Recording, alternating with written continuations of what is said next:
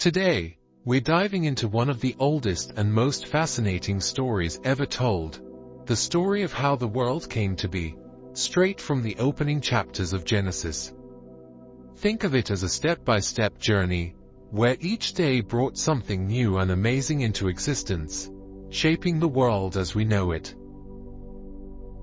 In the very beginning, there was nothing, just an empty, dark void. But then, something incredible happened.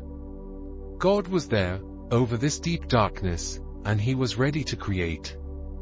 God said, "Let there be light." And instantly, light burst forth, scattering the darkness. God looked at the light and saw that it was good. He separated the light from the darkness, calling the light day and the darkness night. And that was the very first day. On the second day, God decided to make a space between the waters. He spoke, and above the waters appeared a vast sky. God called this space heaven, and he separated the waters below from the waters above. Evening passed, morning came, and that was the second day. Now, on the third day, God gathered the waters together so that dry ground would appear. The dry ground he named earth, and the waters he named seas. God saw it all, and it was good. But he wasn't done. He spoke again, and from the earth sprouted plants, grass, trees, and flowers of every kind.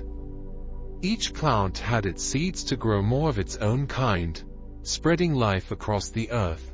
God looked at all the green plants, trees, and colorful flowers, and he saw it was good. And that was the third day. On the fourth day, God filled the sky with lights. He made the sun to shine during the day, and the moon to glow at night.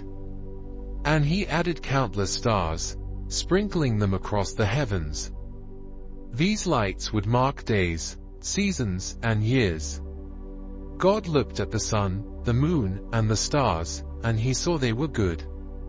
Then came the fifth day, and God spoke again. He filled the seas with fish and other creatures, large and small, from the smallest fish to the mighty whales. And the sky, he filled with birds. Birds of every color and size flew above the earth, filling the air with their songs. God blessed them and told them to multiply, to fill the seas and skies with life. And he saw that it was good. With the fifth day, God turned to the waters and the skies again, this time to fill them with living creatures. He spoke, and the seas were suddenly alive with fish and other sea creatures, from the tiniest minnows to the grandest whales. Colors and patterns flashed beneath the water's surface, as schools of fish darted and danced in the waves.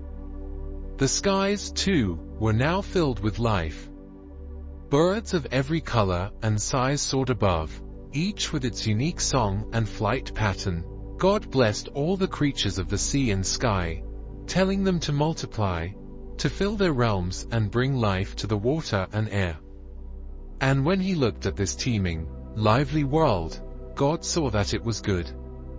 Evening passed, morning came, and so the fifth day came to an end. On the sixth day, God turned his attention to the earth itself. He commanded, and suddenly, the land was filled with all kinds of animals. Great lions roamed the plains, elephants stomped with mighty steps, deer leaped gracefully, and even the tiniest insects crawled and flew about their business. Each animal was unique, each fitted perfectly for its place in the world. The earth was now truly alive, from the strongest beasts to the smallest creatures. God saw that all these animals were good, each one with its role in the grand balance of life. But God had something even more special in mind for this day. After creating all other living things, he decided to create beings that would reflect his own image. So, he spoke, saying, "Let us make humans in our image, after our likeness."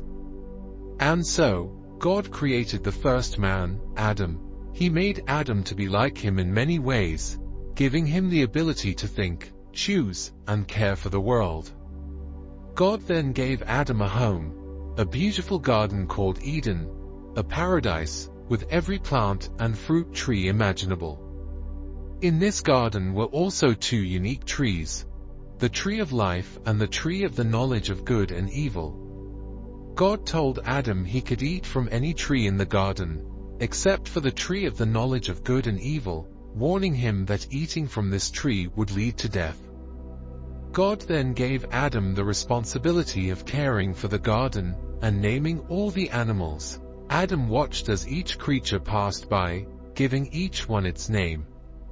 But as he did this, Adam realized that each animal had a companion, yet he was alone. Seeing that Adam was alone, God decided to make him a partner. So, he caused Adam to fall into a deep sleep. While Adam slept, God took one of Adam's ribs and used it to create a woman, whom Adam later named Eve. Eve would be Adam's partner, his friend, and his equal, sharing in the life and work of caring for the earth. And so, on this 6th day, with both man and woman now created, God looked at all that he had made. The light and dark, the sky and sea, the plants, animals, and people, everything was in perfect harmony. For the first time, God declared that his creation was very good. Finally, on the 7th day, God rested. His work of creation was complete, and he looked upon everything he had made, finding satisfaction in its beauty and balance. To mark this day of rest, God blessed the 7th day and made it holy, setting it apart as a day to remember his creation.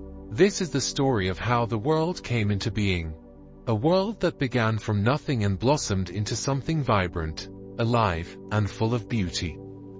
According to Genesis, God created all things with purpose and care, bringing order to chaos and life to a once empty void. With every day of creation, from light to sky, sea to land, plants to animals, and finally human beings, God shaped the world into a home where life could flourish. And in the end, he saw that it was very good. I hope you enjoyed this journey through the story of creation, from darkness to light, and the formation of the world as we know it. If you like the content, be sure to subscribe to the channel. I'll be sharing more fascinating stories and insights from the Bible, so stay tuned for more.